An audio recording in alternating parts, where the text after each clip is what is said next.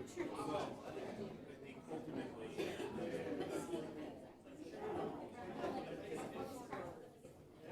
guys are.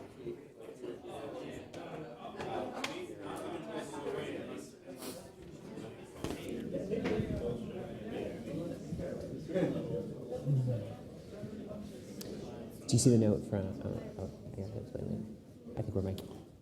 Hi, good morning. Welcome to New America. My name is Mark Schmidt. I'm the director of the Political Reform Program here, and I'm pleased to welcome you to this discussion of the new book called State Capture by Alex Hertel-Fernandez.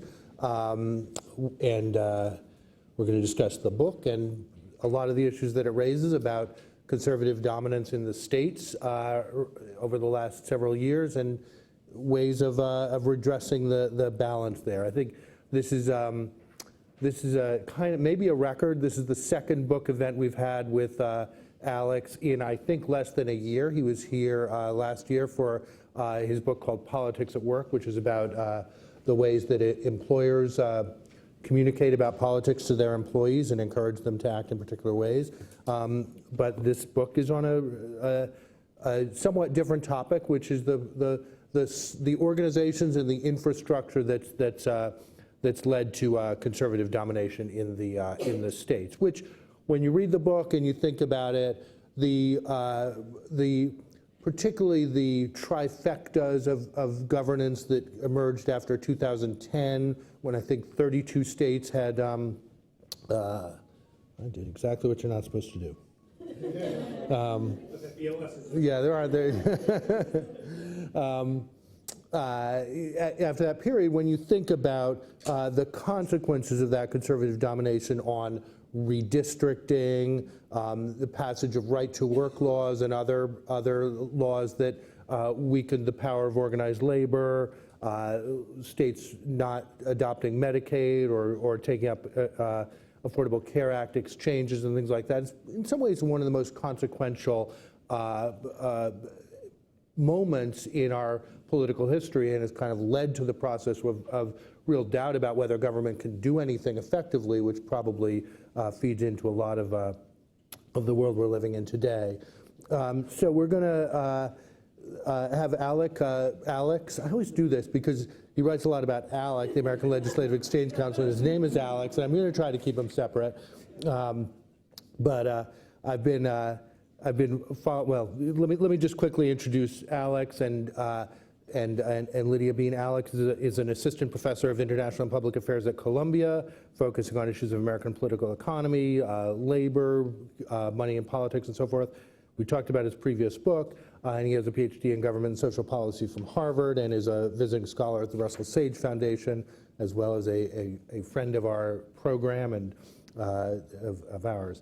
And then we're also joined by Lydia Bean, who is sort of making her debut here as a fellow in the Political Reform Program. Lydia founded Faith in Texas, which is a multiracial movement organizing group organizing faith communities for social change, and has been a senior consultant to Faith in Action, formerly the PICO National Network. Lydia is a good example of somebody who is a scholar practitioner.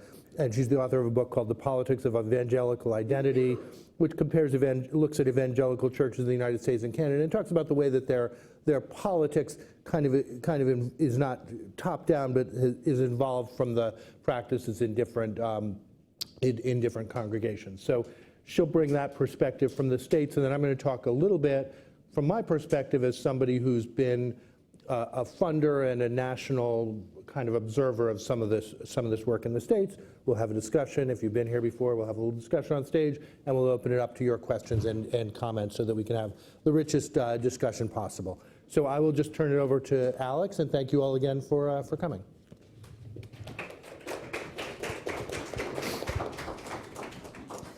Well, thanks for the introduction, Mark, and thanks to everyone at New America who made this event possible. I'm really excited to share this book with you and to have a discussion about what we can learn from the history of conservative efforts to organize across the states. And I just wanted to lay out a couple key themes from the book, spoil the ending, if you will, in order to lay out a set of recommendations and lessons that I think we can draw from the book for our discussion here today. And the starting point for this, I think, comes from a nice example in Iowa in the 2016 election. So I want to take you back to 16, not the national election between Clinton and Trump, but battle for the control of the Iowa state government. The 20 or so years leading up to 16, control of state government in Iowa flipped back and forth between Democrats and Republicans, with neither party having outright control. But that changed after November 2016, and Republicans gained full trifecta control.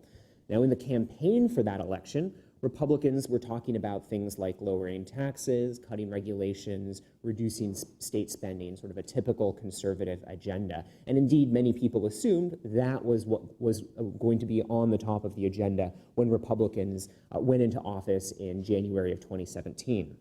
But that's not what happened. The first bill that the Republican leadership pushed through and really made a concerted effort to pass was a bill that reshaped collective bargaining law in that state.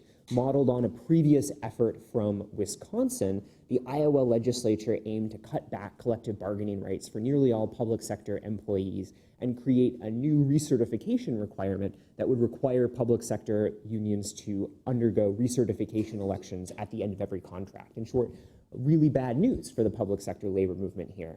And this bill took many people by surprise. It was not something that politicians had campaigned on, nor was it something that they said that they would focus on once they won this election. And I think this raises a real puzzle because voters weren't asking for this either.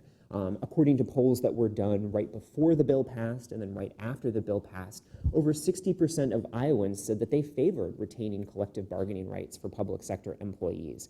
And so the puzzle is this: where did this legislation come from, if not from rank and file Republicans or from voters? And the answer, I think, comes from the bill text. If you look at the legislative text of the Iowa bill, it hews very closely to legislative text from Wisconsin, and both of those bills hew very closely to a model bill proposal produced by an organization called the American Legislative Exchange Council, or ALEC, not Alex. And ALEC, as I'm sure many of you are familiar with, produces model bills just like this and encourages state lawmakers to pass them by providing research support and help, testimony advice in order to shepherd these bills through the legislative process. But that's not the only clue that ALEC might have been involved. A number of the key Republican leaders, in fact, all three of them, had long-standing ties to this organization. So the House leader was a national chairwoman of ALEC, the Senate Majority Leader was a state chairperson, and the governor was an early member and a co-founder of this organization. But ALEC wasn't operating on its own to push through this bill in the Iowa government. Another organization was on the ground as well, making an effort as soon as the election results were announced to put collective bargaining cutbacks at the top of the agenda. And that organization is Americans for Prosperity, a federated organization that's a key part of the Koch brothers political network. It has local, state, and national offices, grassroots volunteers, and is involved in both elections and policy debates. Here we have a tweet from AFP's president in Iowa, together with Governor Branstad as he's signing the law into effect. And it turns out that AFP's lobbyist was in fact whipping votes for this bill in the midnight session that was required to pass the legislation. But AFP and ALEC were not on their own. A third organization that was on the ground in Iowa laying the groundwork for this legislative push was the Public Interest Institute, which is a think tank in Iowa that's part of the State Policy Network, a network of conservative right-leaning think tanks across the country. And the Public Interest Institute was producing research reports and media commentary arguing that Iowa should follow the example of Wisconsin in cutting back collective bargaining rights in the state. And so together, these three networks that each have national scope in the sense that they're operating across all of the states, but they have a state-based organizational presence. We're pushing for this bill, and that is where the bill came from. And in state capture, I look at the evolution of these three networks, ALEC, the State Policy Network, and Americans for Prosperity. And I ask, where do these organizations come from? Why have they been successful? Where have they been successful? And are there lessons that we can learn from how they've reshaped policy across the states? If you're interested in building power on the left, for instance, what are the lessons that liberals can draw? And the reason I focus on these three networks is, although they're different, they represent different constituencies, legislators in the case of ALEC, think tanks in the case of the State Policy Network, and grassroots volunteers in the case of Americans for Prosperity, they work quite closely with one another, working hand in glove in pursuit often of the same policy agenda. Now, I'm sure many of you are familiar with other work that covers themes in state capture. I think here about terrific work by Jane Mayer, for instance, in Dark Money. Gordon Lafer writes about some of these same groups and their policy impact in the 1% Solution. And there's been really fantastic journalism, investigative journalism work and research by folks at the Center for Media and Democracy and the National Committee for Responsive Philanthropy. But what I think is new about state capture is sort of three things that I add to this conversation. One is that I focus explicitly on organizations and how organizations interact with one another. I think a lot of these other works focus on individuals, and that's important to understand who's funding these organizations or who's leading them, but we have to think about the organizations themselves and the strategies that they deploy in order to be successful in politics and how they work with one another. The second thing that I think state capture adds to this conversation is a focus on the politics of policy. So while some of this work looks at what happens when a state, for instance, enacts these model bills, I'm focused on why they enact those bills in the first place. And the last thing that I think state capture adds to the conversation is a real focus not just on the successes that organizations like ALEC, the State Policy Network, and Americans for Prosperity have enjoyed, but also thinking through their historical record and places where they had failures, where things could have gone the other direction and they could have folded. And I think it's important to focus on these moments of misstep, because otherwise we derive an incomplete picture of how these organizations developed over time. In my remaining time, I want to lay out three lessons that I think we can take away from the success of what I'm calling the right-wing troika of ALEC, Americans for Prosperity, and the State Policy Network for our understanding about politics, and if you're on the left, lessons for how the left might respond. The first is taking advantage of under-resourced state legislatures. The second is how to bridge and adjudicate between conflicting preferences amongst different political groups and activists. And the third is thinking about policy, not just as a way of solving political and policy problems, but as a way of building power over the long run. So let me go over each of those in turn. So it's hard to overstate just how underprofessionalized a lot of American legislatures are. I come from a state like New York that's one of the few ones that offers full-time staffers, well-paid positions for lawmakers, and has a legislature that meets for most of the year. But across most of the country, lawmakers are only paid in terms of a part-time job, and legislative sessions only last for a couple months, and in fact, in some states, they don't even last for the entire year. They meet every other year, and you're lucky if you have part-time staffers that you share with other lawmakers. And this map comes from the National Conference of State Legislatures and divides states by how many resources they give to their lawmakers. And you can see the darkest states are really just a handful of states like New York and California. And in most of the country, lawmakers don't spend that much time on the job, don't earn that much in compensation, and have very few staffers. Under these circumstances, lawmakers are very receptive and indeed welcoming of ideas and research and help in order to move legislation through their chamber. They're strapped for ideas. And so if you're an outside group that comes along with, say, a model bill, and then supplements that model bill with the research reports you need, with ideas for who should testify on behalf of that bill, and talking points you can use, well, that person has done a lot of your job for you, and you simply just don't have the resources to have done that on your own. And that's exactly what ALEC, for instance, managed to do, and I think why it's been so successful. In the book, I have a number of interviews and surveys of lawmakers that spell this out in more detail, but I thought I would just give you one excerpt that shows this logic at work from a state representative in Oregon who describes his reliance on ALEC as follows. ALEC is a great resource for a part-time lawmaker like him, whose staff is comprised of his wife, who works half-time, and an aide who works 3 days a week when the legislature is not in session. In his own words, he says, "We have such limited staff that ALEC helps us look at things and consider them." So the second lesson that I think studying the Troika closely over time teaches us is how to bridge disparate and potentially conflicting interests into a coalition that persists over time. I think there's a tendency, especially if you're on the left, to look at the right and say, you know, they must all be on the same page. They want smaller government, lower taxes, less regulation. But when you dig into these organizations, you realize that they're comprised of different interests that are actually not on the same page about a lot of issues. So for instance, this is ALEC's membership list from the 1980s. And we see here a number of large Fortune 500 companies like Monsanto, Shell, UPS, and Walmart.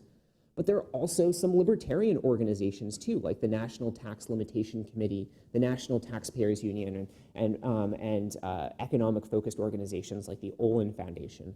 And there are some social conservative organizations as well, like the National Rifle Association. Now, when you think through it, there's not a lot that these organizations necessarily have that's all on the same page with one another. You know, the NRA wants policies that expand gun rights, and these other social conservative groups might care intensely about LGBT issues or abortion, and those aren't things that most companies care about. Similarly, libertarians want to reduce the size of government, but often a lot of companies are asking for subsidies from the government. So how did organizations like ALEC and AFP and the State Policy Network get all these organizations on the same page? Well, a key innovation that I talk about in the book comes from a former football star, a man by the name of Sam Brunelli, who is one of ALEC's early heads. And here's a picture of him here when he was playing for the Denver Broncos. And Brunelli's innovation at ALEC was to come up with an organizational structure that adjudicated between these different interests and helped the organization set a common agenda.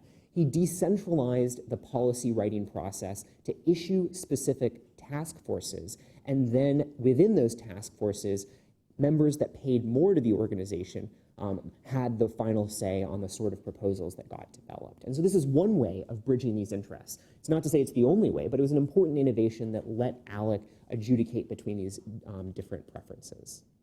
Okay, let me move on to the last one. So the last lesson that I think we can take away from the right is how to think about policy not just as a tool for solving problems, but as a way of reshaping power dynamics. And nowhere, I think, is this clearer than in these organizations' pursuit of policies to hobble and disadvantage labor unions. It's quite striking that this is often the first priority that these organizations push Republican legislatures and governors to enact. And I think it's no coincidence when you look at internal documents, say for instance from the State Policy Network, that argue that when you enact labor cutbacks first, you pave the way for other conservative priorities. And so while a social religious group might not care all that much about cutbacks to labor unions, if they can make it harder for Democrats and progressives to win elections, well, then it makes sense for them to prioritize that as their #1 issue for newly Republican governments. And indeed, in other work I've done, and this is an excerpt from a New York Times op-ed I wrote on this research, I show that when right-to-work laws championed by these conservative organizations go into effect, Democrats do worse at the ballot box in the election cycles that follow, and it's harder to enact progressive legislation. So this is a way of thinking about policy, not just as a way to, say, solve economic problems, but as a way of durably changing the distribution of power. Okay, so let me wrap up now here. I think there are 3 lessons that we can take away that I hope we can dig into in our discussion. The first is that you need sustained attention to the states. It's not enough to just focus on the states when you're out of power. It needs to be sustained over time in order to build up the sort of organizations that truly have a national scope. The second lesson, I think, that comes out of this close look at the right is how you need to focus on both successes and failures. I think there's a tendency to succumb to what Steve Tellis has argued is the myth of diabolical conservative competence, the idea that the other side always gets it right and is always successful. And I would add to that, I would say the myth of big money, that the reason why the right is so successful is they just have a lot of deep-pocketed donors. There are elements of truth to both of those things, but as I've tried to present in this brief snapshot of the book, there are other components to their success as well. And lastly, I think the broader lesson for the left is not to carbon copy the models of what conservatives have been doing, but to think about the strategies that lead to their successes, and then try and find ways of leveraging those strategies while not giving up the sort of core values and commitments that liberals might have. So for instance, if you think about using policy to reshape power, maybe you aren't going to make it harder for people who are on the other side to vote, but maybe you'll empower labor unions. Maybe that's the way that you see policy as a tool of reshaping power. So thank you, and I look forward to our discussion.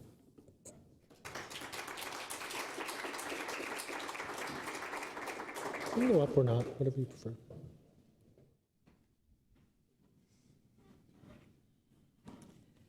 Thank you, Alex. Can you hear me okay? Yeah. Great. Obviously have some laryngitis. This is a really important book, and I urge all of you to read it because this has been an excellent overview, but there's more in the book too, so please read the whole thing. There will be a test. And to echo what Alex was just saying, the greatest takeaway that I got from the state capture was, first of all, the consistent funding and attention to state power building is a really important difference between progressives and conservatives over the last 40 years. I agree with Alex that often the tendency on the left is to just copy whatever the right does and just say, oh, if we just had 3 big, large interlocking organizations that had a $60 million budget, or parallel the budget, we could do what they did. And of course, that's not how strategy works. So I describe it as studying the right. It's not that you copy the strategies, but it's like looking at yourself in someone else's mirror. Like when you go to the department store and you see yourself in a different light, a much harsher angle. It's an exercise in self-awareness for the left to understand. And the greatest contrast you see in comparison is just this inconsistent attention, sporadic, the defunding of organizations when liberals are in power in DC, compared to consistent attention and funding on the right. And in an article I just published on Vox, I talk about the damage that's done to progressive organizations who have taken state power building seriously. So I'm here to talk about what progressives can learn and what the applications are from a practitioner point of view to our work. And as someone who's built up a state-based organizing group, I can say the most frustrating part is it's not that there haven't been people in the progressive movement who took state power building seriously, is that these leaders in these organizations were only able to get adequate attention and funding when Democrats were completely locked out of power in Washington, D.C. And I mean, things like the 2016 election, right, where Congress and the presidency, that's how bad it has to get for progressives to send serious money to the states. It's almost like it's like water. If the water has anywhere else to go, it'll go federal. But if there's nowhere else for the water to go, it flows to the states, and that has to change. From a practitioner point of view, working in the states, my context is Texas, which is often thought of as the reddest of the red states. Our state policy network affiliate is bigger than probably all the progressive organizations put together, and that's just one organization.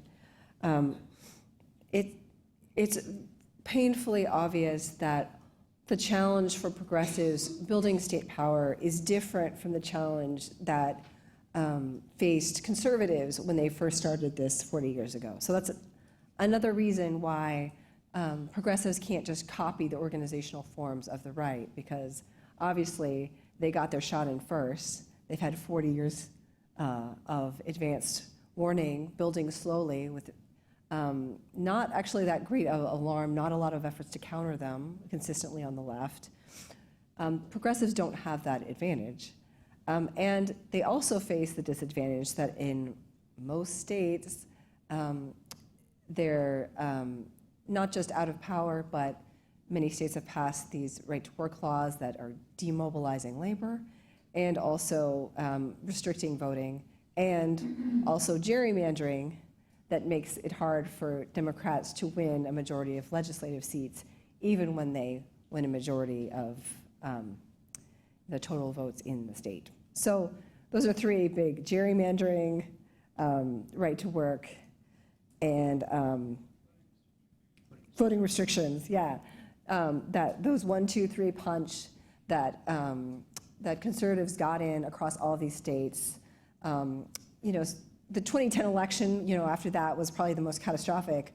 For us in Texas, this started earlier. Like we had a mid-cycle redistricting halfway through the decade in Texas. So we got an advance preview, as we often do in Texas. We always get an advance preview of what's to come in all the other states. So given that progressives have taken this 1, 2, 3 punch, they're in a unique situation. So one approach, one thing we could learn is say, okay, we're going to create ALEC-like organizations that are going to create a plan for what progressives should do when they do gain power, right? And that's, there's been helpful efforts. 6, for example, is working in a core set of progressive states to say, okay, Colorado, California, Minnesota, there's a path to gaining power in state legislatures and to thinking carefully about a set of policies that can create policy feedback effects to create lasting power for progressives in a set of states and really model what it means to be a progressive state. And that's one way forward. I don't know about any of that though, because I live in Texas, so that doesn't help us. we can wave and be like, I'm happy for you. My family members still don't have health insurance, so my focus in my own work has been on red and purple states where it's not going to help us to have a plan ready because we have to get, we've been screwed, to be quite frank, and the task is to get unscrewed. There's some other more colorful language that has been used by some other books on gerrymandering that I shall not repeat here. This is a mixed crowd. I don't want to faint. So how do you think about that? So I'll tell you, one example from my work in Texas about how this works in Texas. Just spoiler alert, I don't have a magical solution. It's like, I have the answer. We'll fix all the states that are red. But in Texas, as in many states, Texas, a lot of people don't know this, but it's an incredibly urban state. So a lot of people, the cowboy, the mess of the rural, those folks exist. I'm related to them. But Texas is incredibly urban, and the concentration of 70% of the population lives in like a big urban triangle. So what we're facing in Texas is that the cities are, for the most part, bright blue. And most of the progressive infrastructure, the community organizing and policy advocacy expertise is located in the 7 largest cities, but really the 3 largest cities. And in Texas, each of these 7 urban areas is the size of Colorado. So think of, so for a long time, progressives thought, okay, this is fine. What we'll do is we will, just take over Houston and its county, Harris County. There's over 8 million people here. We're bigger than Colorado. We can have a progressive county commissioner. We can run the city council. We have the schools. We can do some really good stuff and help a lot of people. There's a lot of low-income people, particularly, and people of color. And we can have good progressive governance just in the cities. And that work is still continuing, and it's worth doing. The problem, though, is preemption. Is that states have the power to basically extend their authority over cities and counties on almost any topic they so choose. And so obviously when you ride off to war, your opponents aren't just sort of watching from the parapet as you ride down the plane, chewing gum and waiting for you to get there. They will, of course, try to, fire some missiles at you as you travel. So obviously the move came from the right is to basically strip Texas cities of all their power to do pretty much anything, include raising property taxes, which is the primary source of funding for public schools. And this is not just Texas. This is happening in a number of states, including purple and blue states.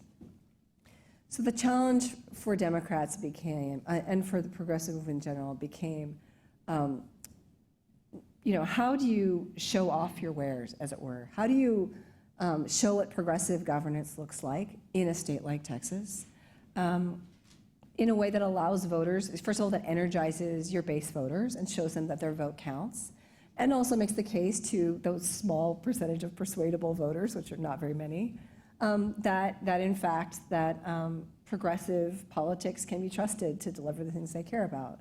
How do you show that when you've never had any power and you don't have any precedent, right? There hasn't been a back and forth. Texas has been a one-party state for so long, first under Democrats and then under Republicans. So we don't have the answer to this, but one solution has been what me and a friend, Ann Beeson at the Center for Public Policy Priorities, have come to call the blocking and tackling strategy, which is basically that it's not enough to just organize and build power in blue progressive cities. You have to have a regional strategy that has something to offer small cities.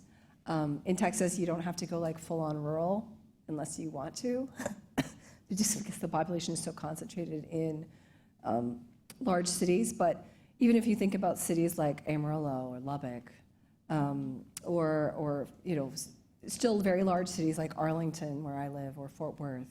Arlington is the largest city in America that doesn't have public transit, for example. And this is just one of our 400,000 cities, still very large cities.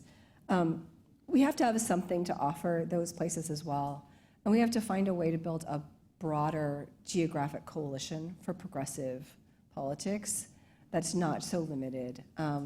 So that gerrymandering is a problem, and the geographic concentration of progressive capacity and progressive voters is a problem. So the task for us is to build progressive blue power in a core set of 7 large cities in Texas, which is valuable, where you can actually push progressive politics to the max and actually show voters that their vote matters. While at the same time having enough power or enough relationship with interests outside of these 7 large cities that you can actually block preemption. Because if the state of Texas just strips cities of all their power, then basically you're stuck. So how do we go about this? How do you get from here to there? So our approach was first to get organized to prioritize preemption as a key challenge, a key threat in the legislative session. And as Alex mentioned, a really important need in progressive politics is this prioritizing and adjudicating between competing interests, because the predominant way of resolving the diversity of the progressive coalition, it often, at least in my state, and I suspect in other states, is just to create a laundry list of everybody's solutions. You create this really long list of demands, and you create these really unwieldy coalitions where everybody's represented, and everyone's running in a million different directions. So the first step was a core set of progressive organizations in Texas got together and said we need to prioritize preemption, led by the AFL-CIO, who had really been holding point against preemption for a long time. But we said, we're going to be united front, and we're all going to make this a priority in the next legislative session, and we're going to get organized now, so that we're just not just prepared to do advocacy, but we're actually building out and organizing in advance in a wider geographic footprint that it'll take to block preemption. So we have we have the progressive coalition, which is like basically around winning elections, but you also have a wider governing coalition, which is just people in a bigger geographic footprint, which is what it takes to actually someday maybe pass legislation in the Texas legislature. But in the short term, it's to actually protect and prevent preemption against good policies that are happening in the cities. So that was kind of our way of solution, is treating some of these institutions and these relationships where we're adjudicating and we're negotiating competing interests. The jury on this is still out because the legislative session in Texas is still raging. We don't know if we'll be able to block preemption or not, but I can tell you that making choices and working together to have a clear path towards, policy feedback effects where you pass policies that actually change the political outcomes. The first step to winning is trying. So, the jury's still out to see what will happen. I'll write something when we're done. But so I would say that's just one example, and I'm sure there are great exemplars of this across the states and innovative things that progressives are trying to get unboxed or unscrewed in the states. The last thing I'll say is, to return to the concern about funding. Obviously, the main problem to building progressive infrastructure in the states has been this issue of funding. And to that end, the other related problem is if progressive organizations in the states are going to do the kind of strategic work that the right has done about prioritizing and adjudicating against competing interests, that would definitely take different funding models than the one we have now. One of the strengths of the right is that the members of ALEC are also its funders. But on the left, often the power relationships work quite differently, where the funders, in some sense, kind of dictate what organizations work on. No one will admit this, but we all know it to be true. And one of the reasons why organizations struggle to prioritize and actually be strategic about pushing issues that have policy feedbacks, actually build power rather than just achieving specific policy deliverables, is because of the very issue-driven and program-specific nature of funding. So you end up sort of creating a ragtag repertoire of issues and campaigns rather than having the freedom to actually sit down with your partners in a room and say, okay, here's a sequence for actually creating, this is the order we're going to do them in, and this is how we're going to prioritize, this is what we're going to do and not do. So that's the final thing I'll say is one of the things that made this preemption campaign work in Texas was that the Ford Foundation had made a state-based set of grants that were general operating that gave a key set of organizations the breathing space to be able to say, we choose this campaign and we choose not to do these other things. So I think with that, I'll transition it to Mark to talk about philanthropy.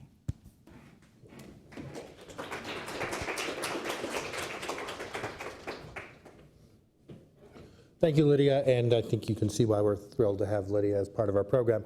I just want to, bouncing off that just quickly, I want to emphasize that this issue of preemption, where a state basically prohibits localities from enacting certain policies, is not just a Texas thing. It's a very significant dimension of state control, and you can kind of think of it as, control at the state level, allowing conservatives to exercise power down and restrict democracy down, as well as express power upwards in the way they control, for example, congressional districting and so forth. So it's one of those issues that, the first few times you think about it, it's a little bit of an eye roll. Maybe it's like something you heard about in an administrative law course or something, but it's actually, profoundly significant. What I want to do is just take a couple minutes and put on a hat I don't usually wear, which is like somebody who's been a funder, and I worked at the Open Society Foundations from 1998 to about 2005 or 6. And from that perspective, we tried to do a lot of this kind of thinking about how to support organizing in the states. And I came to it having worked on Capitol Hill. I did a lot of work on the welfare reform law in the passed in 1996, mostly trying to stop it or improve it or make it less bad. And when I came out of that and kind of stumbled into a foundation, I think there was a lot of concern there. Well, how do we make this less? How do we do something that makes this less bad? And people were focused on the work requirements in the law and the time limit for how long you could receive welfare and so forth. And having been in the middle of it, I was like, the really, really significant thing here is we've just dumped this huge responsibility onto states, and I'm not, the question is there the capacity within states for people to speak up for themselves about how they think the system should work and, be equal partners at that table. So that's that and an interest in money and politics, which was clearly, there was more opportunity at the state level than at the federal level for thinking about reform, led me to be thinking about states, even though I'm somebody who, unlike Lydia, I've not worked at the state level. I've worked at the federal level and then in philanthropy. But it was important, and we got involved in a lot of projects to try to build state policy capacity. We significantly expanded what's now the State Priorities Partnership, which was then called the State Fiscal Analysis Initiative. These are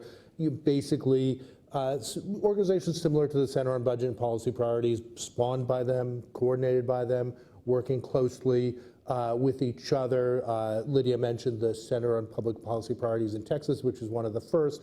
In Alex's book, that's clearly a rich seam of capacity, which for many years kept itself pretty carefully, carefully limited to its issues, not always working in broad coalitions because they wanted to keep as much influence as they could on a bipartisan basis, but incredibly good at what they did. We tried to support broad progressive coalitions. We created something called the State Strategies Fund, which was getting very small amounts of money to state coalitions, but made some difference. I was on the board of the Center for Policy Alternatives, which again appears in the book as one of those, well, not something that was created as an alternative to ALEC. I think it actually precedes ALEC, but did some similar things, had their own model bills and so forth. Was actually, it was strongly bipartisan actually for some time. I remember being on the board. There were two wonderful state legislators, one from Kansas, one from Connecticut, who were Republicans, and within a single month, both of them changed parties. So without doing anything, your bipartisan organization is not a bipartisan organization anymore. But that was a fascinating perspective on what made some of these things useful or not. But all of it felt too small. There wasn't a lot of connective tissue between these things and the community organizing groups that were out there also, and the community organizing groups often avoided getting too involved in policy. They wanted to work on just like the issues that the communities they represented focused on, and often didn't get very involved in electoral. So you had very kind of disparate pieces. One of the things I did in thinking about this was remember, like, okay, this is getting, I got some interesting anecdotes, but they're getting old, and I kind of need to get up to speed on this. So I got on the phone with a few people who've been working in these areas more recently, and this is not a scientific survey, and I'm not going to footnote it, but I kind of got myself up to speed on some of the things that are happening. And a lot of what I heard was that, around 2004 was kind of a turning point. There was an article, I was going to put it up, called, with the headline, "Devolve This" from The Nation in 2004 by Joel Rogers, who's a professor at the University of Wisconsin at Madison and one of the founders of what became SIX, I guess, yeah. It really started one of the first of these counter-ALECs. And that was, in the middle of the Bush years, Iraq War. Again, as Lydia said, when at low points, progressives say, oh, we've discovered the states again. And then, of course, and a lot began in that period, but of course, I think Obama pulled progressives back to the idea that things happen at the national level, as did a major national financial and economic crisis, kind of created a distraction from that. But from 2004 and on, there was the emergence in states of what are called tables. They're often, some states have both what they call a C3 table, which is organizations that don't do work on elections, and a C4 table of organizations that do. Those are rich. Some people said to me, well, the thing about those tables is they're transactional. They're not really they're not sort of a deep change. And he talked about some places where he thought there was something more transformational. And I thought that distinction was an interesting one as you see something develop. And people talked about a few states where particularly faith-based organizing groups were at the center of a broad statewide coalition. A lot of people talk to me about Minnesota, where there's an organization called ASEA, which kind of brings together both the policy organizations and community organizing and kind of creates some continuity so that people do that, the sort of multifaceted organization efforts where some groups do electoral work, and when the election's over, they move to doing policy work and kind of build their ratchet up power in that way. So it feels to me like a story that it sounded to me like there's some optimism.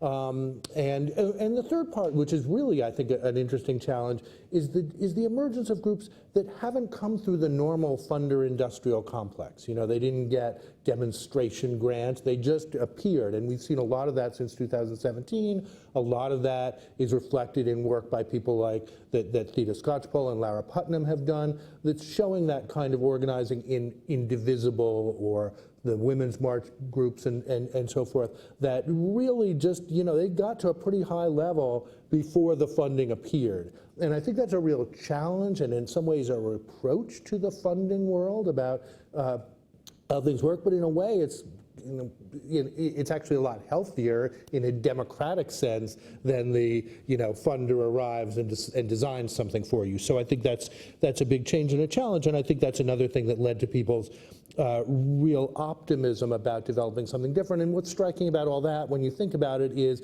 it's not in any way an imitation of the network and structure that Alex has talked about here. It's something that is, you know, kind of comes from within the state, has energy that comes from bringing together some different kinds of constituencies, and has some potential, has some real potential. Of course, it's also not, it's going to be harder to write this book. I mean, a lot of this is in chapter 7 of Alex's book, but overall this will be a harder story to write because it's going to be a kind of a different story in different states. There's only one Minnesota and there's only one Texas, and, you know, there's one South Carolina, and these stories are going to be really different. But it made me hopeful that in, you know, 5 or so years we'll be able to say there's a strong voice at the state level around progressive values and ideas and supporting things like expanding labor union rights and organizing and democracy, as well as a strong voice on the right. So I was actually really cheered by what I learned and felt like the work that I kind of was part of some very nascent exploration of 10 years or so ago, 10 or 15 years or so ago, has really, or maybe even a little longer than that, has we're not going to get too deep into that, has really turned into something promising. So with that, we'll maybe have a little discussion here and then open it up. Thank you.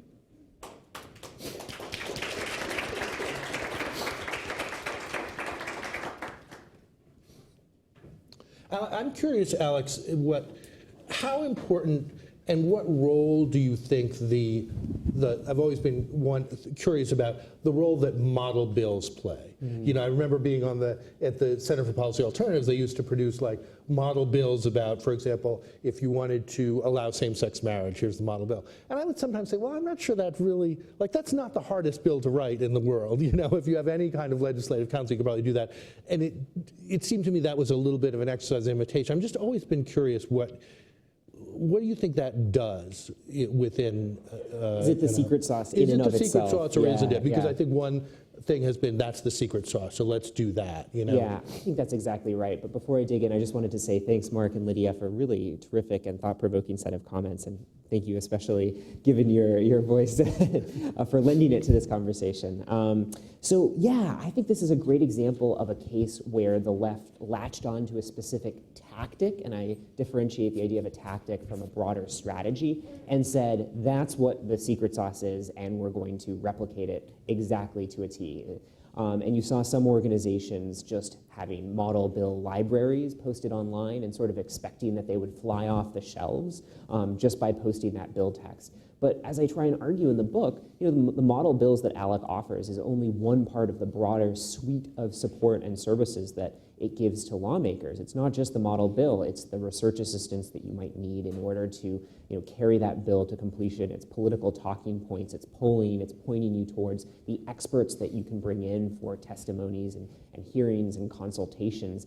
And it's the social network too. I think you can't discount the fact that, for instance, ALEC has regular convenings of lawmakers. I've interviewed lawmakers who have attended these and described just how important it is to establish enduring relationships with both the ALEC staff and also the other corporate and activist members of the organization. So it's hard to think about only taking one piece of that and then expecting it to work and for these bills to fly off the shelves.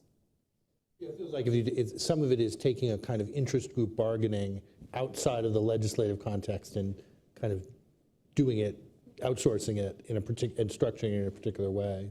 Yeah. Do you want to open it up, or do you want to just, do you have other questions or provocations? I was going to actually ask about, one of the things that you discuss in the book is how it's not just that ALEC is larger and better resourced than its counterparts on the left, at least recently, like massively, but also that the state affiliates, like the state policy network affiliates and the state organizations are on average like $500,000 less funded than their right-wing counterparts. Obviously, that parity is not maybe your most realistic or even necessary, but I'm curious as to maybe the stuff that didn't make into the book about the differences in the state-based networks, the vitality and funding of the state-based networks on the right and the left.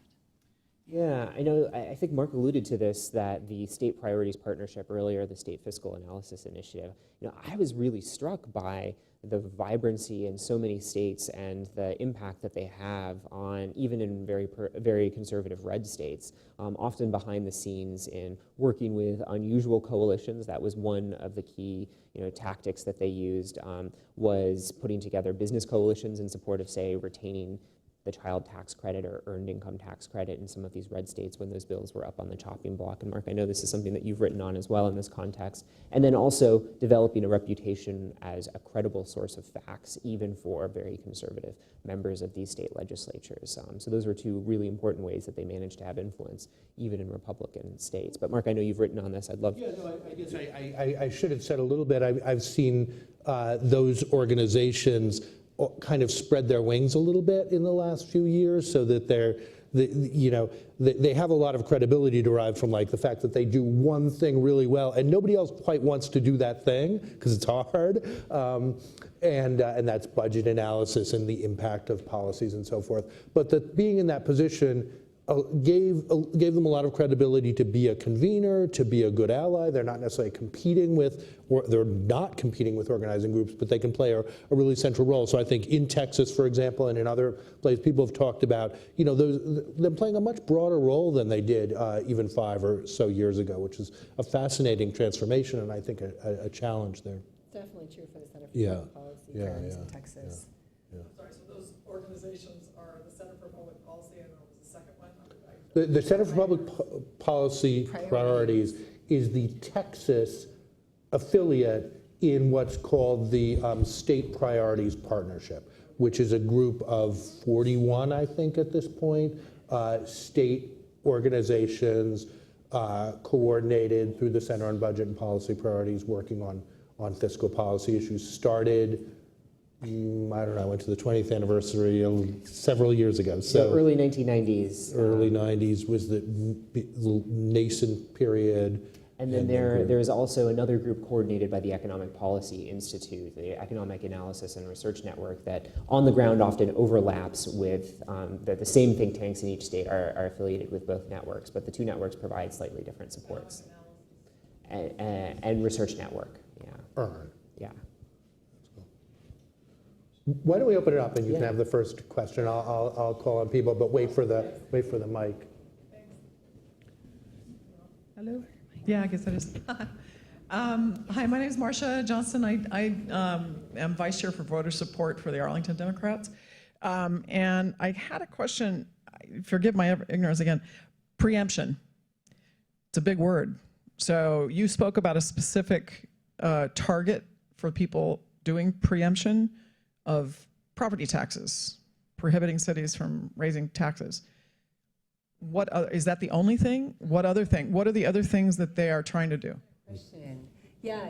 I guess I'm too far in the weeds. Let me just back up. So preemption is basically states have broad authority to prohibit cities and counties from passing ordinances or making rules that sort of conflict with state level rules. So on any policy issue you can imagine,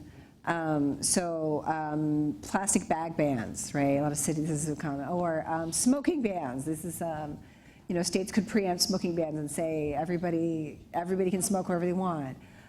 They haven't, thank goodness. But plastic bag bans, fracking bans at the local level, that was one of the big ones. Paid leave, we were talking Paid about. sick time. And minimum wage. And minimum wage. Yeah. Yeah, and then what we're also seeing is the growth of these, we call them Death Star preemption bills, where basically they passed this big bill that was basically we preempt everything ever, all the things. It's basically the text. I think that's the exact text. And it's basically anything, the state reserves the right to basically preempt any sort of rule related to economic issues at all. I mean, they're very broad, like to the fact that it could make it hard just to do basic business. So that, like in Texas, they tried to pass one of these, omnibus preemption bills, and when that didn't work, they broke it up into a series of bills, kind of like the shrapnel theory of, and they're trying to pass those individually to see if they can kind of pick us off one by one.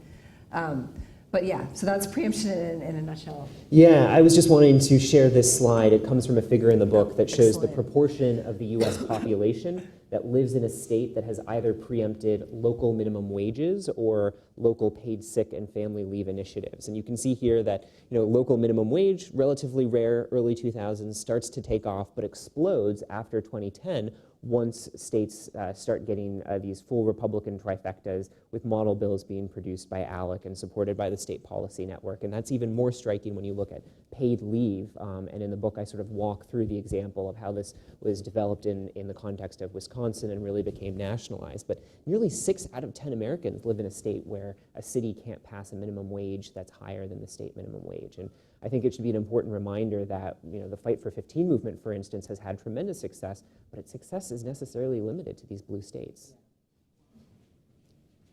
Second. Hi, my name is Tarcy Dunlop, and I work with Local Progress, which is a network of local progressive elected officials. So preemption is something that they're fighting every day, including in Texas and Dallas and Austin and Mercedes. Yeah, we're having our Texas launch event right now, actually. You guys just had a big state. Literally happening right now. Oh my gosh, yeah, I would be there if I weren't here.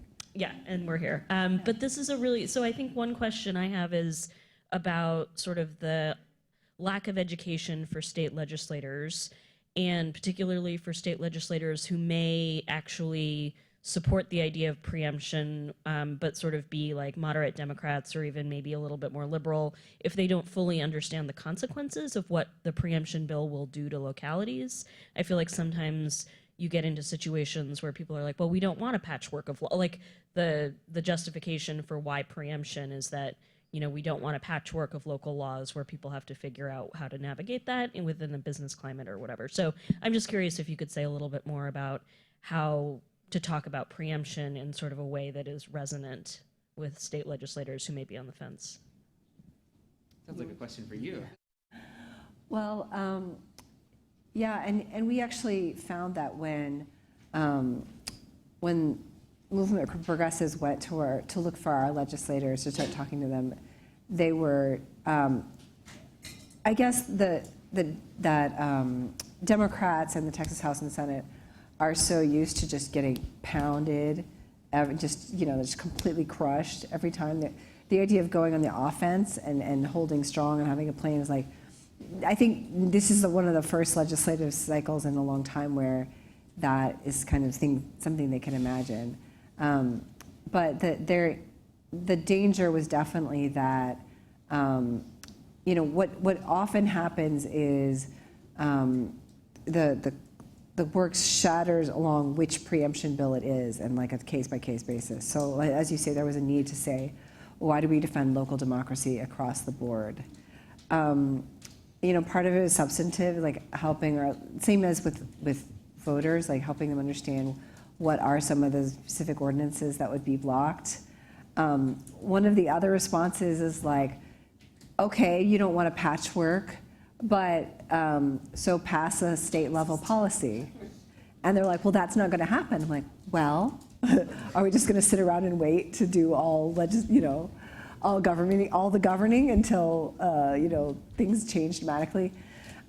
So we actually do that. Like if you don't want to patchwork, create a standard, the high standard, and and this will go away. The other thing I'll say about that is it's really often the standards. Like for example, paid sick time. It really depends on, but paid sick time, it's not that hard to administer. And like the obvious solution is for if you're a company that's in more than one municipality, you just adopt the policy for the most progressive municipality, and then you just roll it out in the less protected municipalities, and you just raise your standards. Another argument, I'll throw in a freebie. Another counter argument was like, will this deter businesses from moving to Texas? And it was like, you think Toyota is like not going to move here because there's a paid sick time policy? They already have paid sick time, I'm pretty sure. So that was not a real. I've had that thrown at us by conservative legislators, and you're like, that is not a real good faith argument. No one thinks that. All these companies if they don't offer paid sick time already, then why are we, offering these incentives to bring them to Texas to have terrible jobs? Like we're bringing them because we think they'll bring good quality jobs. So. That kind of brings up the question of divisions in the corporate community. I wonder if it's worth digging into a little bit, because it's something I try and tackle in the book. Under what conditions do businesses decide to work through groups like ALEC or the State Policy Network, and under what circumstances can they be peeled away for progressive legislation? And in the book, I think one example is the Medicaid expansion that you saw. The conservative groups that I put up on the screen there, they were actually going against the business interests of a lot of health providers, hospitals in these states, and the more general business community. There were a number of states where the Chamber of Commerce, there's normally a right-leaning, pretty conservative organization in most states opposing the minimum wage, came out in favor of expansion. And so that was a case where you could sort of imagine peeling off businesses that had the right information about what that offered. But I wonder if there are other examples. Alex, businesses peeled off from ALEC only on the basis of social issues, right? There was some exodus on the stand your ground laws and bathroom bill, right? And so there hasn't been voter ID right. laws. So there hasn't those economic issues have not caused splits within ALEC so far, right? Yes, I should draw a distinction between cases where companies have, say, left ALEC or stopped supporting the State Policy Network, and cases where the legislative battle pits ALEC against, say, the Chamber of Commerce or health providers. Yeah, but that's a great point. Yeah. Education, maybe public education in Texas may be one of those that's dividing. It's still too early to know what's happening, but the Republican Party is definitely doing like a pivot after the last. It was like a wave election for Democrats, and they lost a lot of House seats they didn't expect to lose. So they're definitely trying to pivot, and I think part of that is there's a lot of Chamber of Commerce types who are like, we do have to fund public education, or else our economy is not going to be good. Like we really, we're going to have a shortage of workers in these middle skill jobs, and there's all this stuff is going to happen, and we need to raise the overall performance of our public schools. So that's. And previously, we were kind of on a trajectory of like pushing ever larger vouchers and charters, and basically, ending up like New Orleans, where you basically have no public schools. That was the nightmare scenario I was imagining, like the kind of Mad Max apocalyptic scenario, from my point of view. Maybe that's like someone else's utopia, but now it seems like there's some internal forces in the business community that are sort of pushing back pretty forcefully. And Kansas is an even more concentrated version of the same story, right? Yeah. Let's How you doing? My name is Chad Stanton. I work with Color of Change. I'm from Dallas originally, so it's always good to see another Texan. And so my question was, I wanted to ask about your thoughts around the possibility of direct service organizations serving as sort of that glue that can kind of build together coalitions that people may not think of as working together. So even in working at Color of Change, we went out to Detroit. We organized there with organizations like the Detroit Water Project, who can help people get exactly what they need, while also helping people to kind of learn around the local elected officials who could be responsible for this. And then also looking at it as a model to kind of serve as what people can do in the face of preemption, right? So you mentioned Arlington, and thinking through if there was a way in order to organize a carpool that allows people who need rides, who may not have enough money for Ubers and things of that nature, to kind of show that there's a need there. That may alert business owners in the area that, hey, we can get more customers if more people are coming through the area. And then the AFL-CIO or labor organizations can say, hey, we can have more people who are actually working in this actual city if we show that you know, people have a need and we can get the city to act in the face of preemption. But kind of below the city level. Yeah, I mean, so I'm not familiar with the example that you gave in Detroit, but it does sound like an interesting way to fuse that grassroots energy to policy advocacy of electoral work. I mean, I think that ultimately is sort of what the functional equivalent on the left might look like of, say, Americans for Prosperity, because ultimately I think you need that grassroots energy and mobilization in addition to the policy work, the inside lobbying, and the electoral mobilization as well. Yeah, I sometimes think we often we often neglect what could be done by providing services when we're so focused on like reversing policies. An example I always use, like voter ID laws are generally voter suppression, but they exist, and the legal basis for them now is what it is. And I'm really enthusiastic about organizations that say, okay, let's get people IDs, because it's actually good to have an ID in the world. It's a useful thing. There are organizations like Spread the Vote, and it's a way of organizing and mobilizing people and keeping them active outside of the election year. It often requires a fair amount of hand-holding to help people find, especially older people, find the documentation they need. But it's a really valuable way of like connecting people to society and so forth. So without necessarily supporting voter ID laws in all their forms, like there are things that we can do without just, you know, as policy, it's a binary game. Either you have them or you don't. But you can actually, if you have them, there are opportunities, I think, to create a stronger base of activity that gets people involved, both as the people doing the helping and the people who now have IDs. Yeah, I just put in a plug for a recent report by a colleague, Vanessa Williamson, at the Brookings Institution.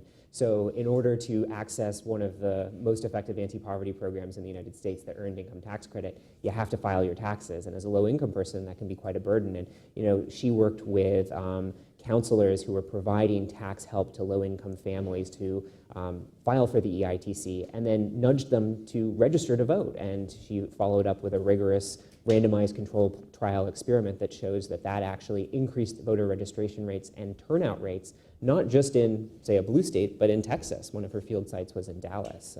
That's, I think, is another nice example. Yeah, that was great. Yeah. Hi, I'm Aaron Goldsmer, donor advisor. Alex, can you update us on the progressive attempts to do ALEC? So it seems to me, so the Wisconsin guy originally created Alice, and there were a bunch of other things at that time. Alice was, as you said, just this ridiculous, like anybody in the world could upload a model bill, and it was, you know, it didn't do anything. But then all of that got folded into 6, and 6 was supposed to be the answer. And it seems to me that that's gone through several pivots and kind of hasn't gotten a lot of traction. So can you just help us understand kind of what's happened, and has it not gotten traction? And if so, what's the problem? Is it just funding? Yeah, so the latest iteration, at least of the legislative side, is this organization, the State Innovation Exchange, which was the product of merging several older organizations, including ALICE, but also Progressive States Networks, and another project that Joel Rogers started, the Center for State Innovation. And you know, I think the idea of merging those organizations was probably a good one. I think that there is a tendency to have a lot of replication and duplication on the left.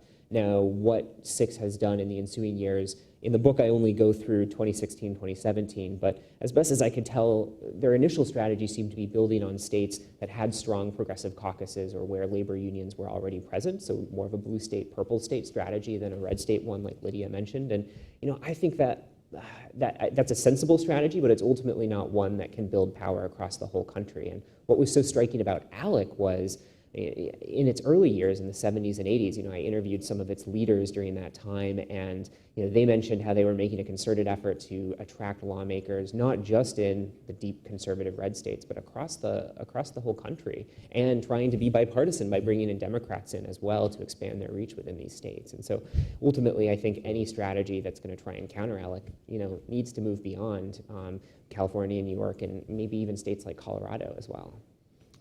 I've always felt like a lot of state legislators historically don't necessarily identify as strong ideologues. So if you say, this is the thing for, if you're a progressive, this is the team for you, a lot of people are going to say, I'm focusing on solutions for my community, I have my party, but that's not quite it. And I always felt ALEC presented a pretty, a pretty light ideological face.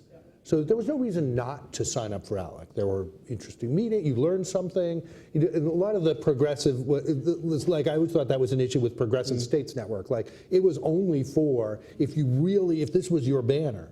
But that's leaving out a lot of people. Now I think over time, there are a lot more ideologues in state legislatures for a lot of different reasons. And I think there were more conservative ideologues before there were more progressive ideologues, but it's a pretty big difference, I think, in who serves in state legislature. I don't know, there may be academic work on that I don't know, but I'm kind of drawing on what people tell me, but that seems to be, that right. kind of shapes, I think, how you would structure those things. Yeah, well, ALEC did present itself as the alternative to, say, NCSL, the National Conference on State Legislatures. It was not, cast as a far-right alternative. Right. It was a comfortable home for even many conservative Democrats through the 1990s. Right.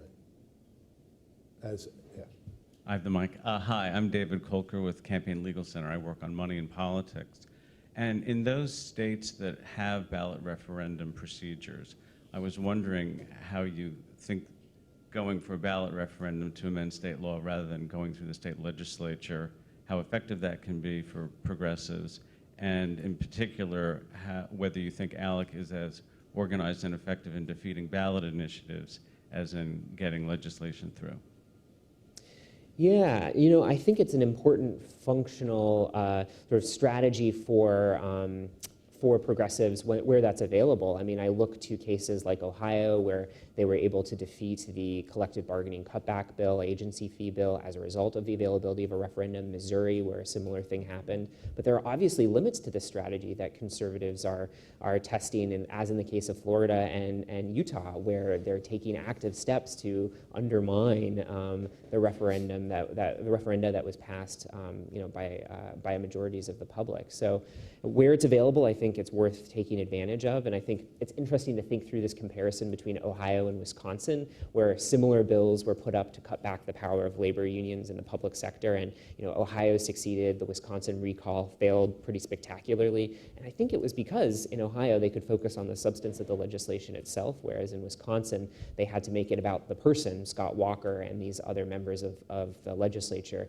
who were still pretty popular, and people thought that a recall of an individual politician was just beyond the pale in that particular state. So I think there are advantages to using that strategy where it's available.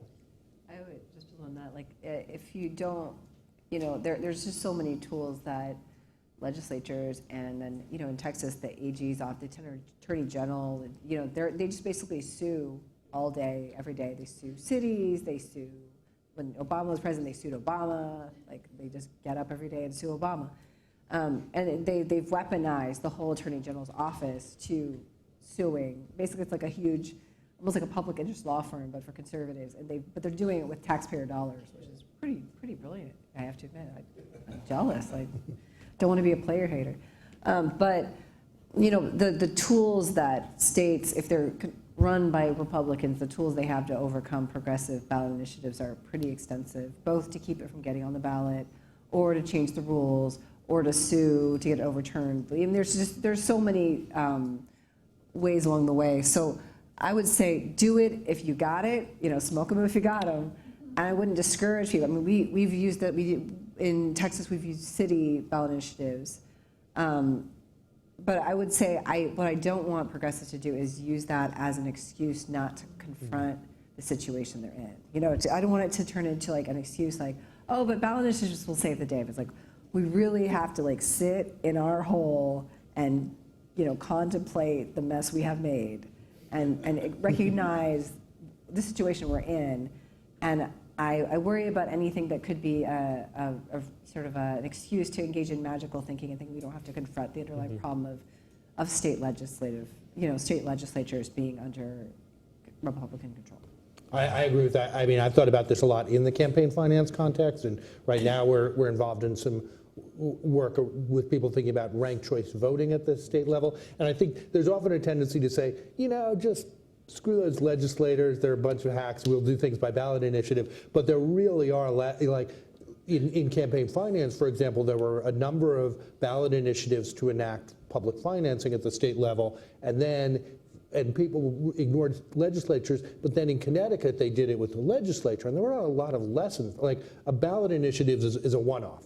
People do it, it can be the outcome can be random, you win, you lose, everybody goes, nobody even remembers how they voted, so there's no like particular attachment to the thing. Whereas if you actually work through a legislature and you make the bargains that actually are part of politics and you convince people that they can live in this system, you have a much more you have a much more robust system at the end of the day. That's probably different from sort of clearer cut, like something like same-sex marriage or cannabis legalization. That's a little more cleaner cut. It doesn't involve quite the administrative bargaining that goes into other things. But certainly on political reform issues, you've got to have both. You got to learn both skills, I guess, at the very least, because you're going to need them even when you have the victory from a ballot initiative. You're going to need all the others to make it work. Yes. Hi, Megan Campbell from Feedback Labs. I was wondering, Mark, if you could speak a little bit more about the philanthropic funding side. So like Lydia mentioned, we work with a lot of funders who are very comfortable funding specific service delivery, policy aims, or are very comfortable funding sort of lofty ideals like openness and democracy and feedback, accountability, things like that. But or empowerment. We worked with a funder last year who was really into the idea of empowering people, but really not into the idea of building power for a specific, progressive agenda. And I'm curious whether you see that pattern and if you think it's changing at all, or if so, what does it take to get philanthropic funders more comfortable with the idea of funding power building? Mm-hmm. Well, I'm certainly not the only person who can, in this room generally, who can speak to that, and certainly not on this trio up here. But I think there have been a lot of changes. I think I have a review in the New Democracy Journal of a couple of books about philanthropy. So I won't repeat all that. I think there's definitely been more willingness to engage in more controversial in politics per se, and in promoting ideas from a service delivery viewpoint. There's still always resistance to the idea that you actually need to support adaptable infrastructure. You need organizations, and that's actually one of the good things about something like the State Priorities Partnership. That's not about it's not about paid family leave, for example. I mean, you can fund something that's about this particular cause, but when that cause isn't moving, when there's nothing happening there, what does that organization do? So that's why you need an organization that can both jump on opportunities and deal with challenges and have that more infrastructural approach. So it's always hard. I mean, funders want to be able to say, we set a goal, we achieved it, we win, even though there's no. They can do what they want. Like, nobody's going to criticize them if they don't. But actually making sure that they can build the underlying infrastructure, which might be a set of organizations. It might be making sure that an organization has, enough general support and room to maneuver. I talked about this thing we did called the State Strategies Fund, which was getting money to state organizations. Well, we could only make grants of like $75,000 or $125,000, which I thought, what are we actually doing? And then people would say, no, you know what? That's the only flexible money. It's like, at least we have something. that allows us to just keep the lights on and actually be an organization, because everything else is about a campaign we're supposed to do. So I think getting people, I think building power is one language, infrastructure is another. There's sort of slightly different things, but it's really, it's urgent, I think, for the philanthropic community to recognize that, and there are definitely some funders that are quite good at it. Mm-hmm. And I think, if the three organizations that I talked about are any model, an important activity that they engaged in was convincing their donors and their members that these power building strategies made sense to prioritize, even if that wasn't issue number one for, say, the NRA. Why would attacking labor unions be a number one priority issue for them? Teaching them that this paves the way for everything else that you care about. So that's something that organizations can convey to their donors.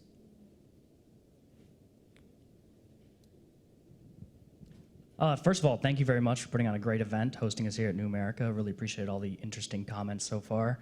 My question is actually a little bit of a follow-up, which is very fortuitous because I had my question before you asked yours. So thank you very much for teeing me up.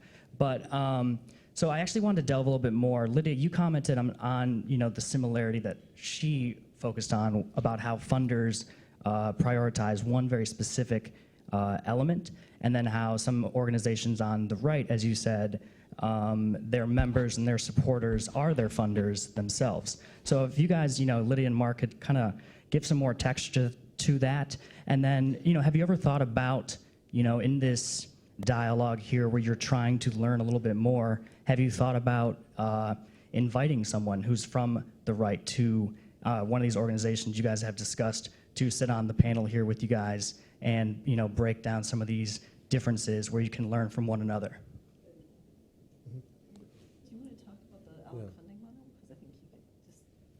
Members being funders. Yeah, I thought that was a really interesting way of summarizing that in your remarks, the idea that the members are the funders in a way that is not often true on the left, where you have wealthy individuals or philanthropic foundations that are supporting, and that creates its unique problems. But I do think that you have to come up with ways of getting these funders to support, for instance, the infrastructural activities that Mark talked about. That was an important struggle for ALEC in its early years. One of the executive directors I interviewed complained about how philanthropic foundations initially only wanted to fund a narrow issue-specific topic and missed out on funding the broader organization. And it took the creation of the task forces to enable that sort of infrastructural support, which meant that the foundations had to join a task force that they cared about, and they'd be contributing to that task force, and that money could be used then to also support the entire organization. So maybe the model would look different on the left, but you should be thinking about ways that you can fund both those issue-specific things and as well as the broader organizations. As to dialogues with the right, I certainly welcome it. I interviewed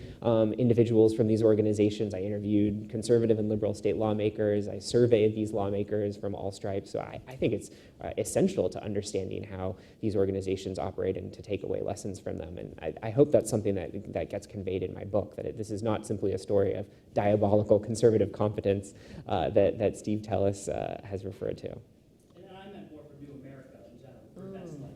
Yeah, I mean, we have. I mean, I'll speak for New America a little bit. I mean, we often have events that are quite balanced, and in this case, we thought that it would be interesting to have an event where we're talking about kind of the balancing the current power of the right in this way. I think that definitely conservative legislators and ALEC activists have been very generous with their time with ALECs, and in things I've done, I've had the same experience. So we definitely don't want to close ourselves off to that perspective. There are just different kinds of conversations you have at different times.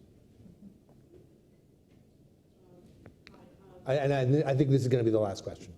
Okay, well, that's a lot of pressure. Thank you. My name is Laura Camille, and I'm with Global Witness. We are an investigative organization, and so my question is about the value of investigative approaches. Alex mentioned Jane Mayer's books, and I get that that's not your project, but at the federal level especially, there's been a lot of work kind of trying to delegitimize, just as an example, Scott Pruitt and Ron Zinke and that work to push them out. So I don't know as much about that at the state level. I suspect that there's not as much of that, just given the hollowing out of local journalism. So I'm wondering whether that would be kind of a valuable complementary technique or strategy to what you are discussing here, to try to really expose these networks more. I know that a lot has already been done, but more at the more micro level, the individual politicians, and exactly documenting how they're captured. If that's something that you see as valuable, would it resonate with voters? Would it be successful? Thank you.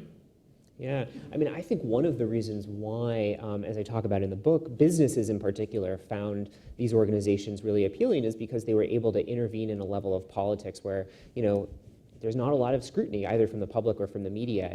Even when we had a more robust bench of state house reporters covering politics in the states, people didn't really pay attention to what was happening in state houses, and that's even more true today with the nationalization of politics and with the decline of coverage of what's happening in these state houses. And there's been some really nice political science research that shows that, on average, there's no relationship between the sort of preferences that people have and the votes that their lawmakers take in the legislature. The one exception to that is when you have greater coverage of the state house by reporters. So I think it's an essential part of both ensuring that politicians are accountable to their voters and ensuring that voters know about what's happening behind the scenes. Yeah, I do. The only thing I'd add is I do worry if the venue is putting it out through print media that a lot of, Texas is a very young state. The average age of a Texas-born Latino is 17. So none of these folks are going to read newspapers. So the only thing I'd add is the level of political knowledge for Texans is low, even for, say, middle-aged Anglo boomers who vote every day. Still, a lot of people don't know who their state house rep or the state senator is. They're voting basically on partisan cues alone. And then folks who are not voters know even less. So I think that could be, in places like Texas, that could be helpful, more investigative. But on the other hand, we've had a lot of big exposés of all manner of corruption and shenanigans going on in Texas. And I don't see any signs that it's borne fruit just by itself, because there's, because of negative polarization, there's just a lot of ability to say, voters say, as they do with Trump, say, I don't care what my team did, the other team's worse. And so it's not like I'm saying it wouldn't work, I'm just saying that's like a moment of despair that I have about whether having more information matters apart from changing that extreme polarized dynamic. And let me add one thing to this, and maybe make this the last word, which is that we don't not all of this is corruption. I mean, these are people aggregating power and doing the best they can to advocate the viewpoints that they hold. And and we talk about Steve Tellis's phrase, the myth of diabolical competence. There's a myth of competence, but there's also a myth of diabolical, and I don't think we're talking about things here that are diabolical. They're things that are really important to understand, and it's a way a particular set of people in a particular moment in time have aggregated power in an extraordinary level, and it's important to understand it. It's important to understand how to restore balance to that. So there is corruption, and there are corners here where there's potentially corruption, but that's not, I think, the main theme here. Yeah. And I'm going to make that the last word. But then not the last word, because the last word is to thank all of you for coming. Thank Cheyenne Polomedio and Marisa Strano from our political reform team for helping with this event. And thank Alex and Lydia for a great presentation.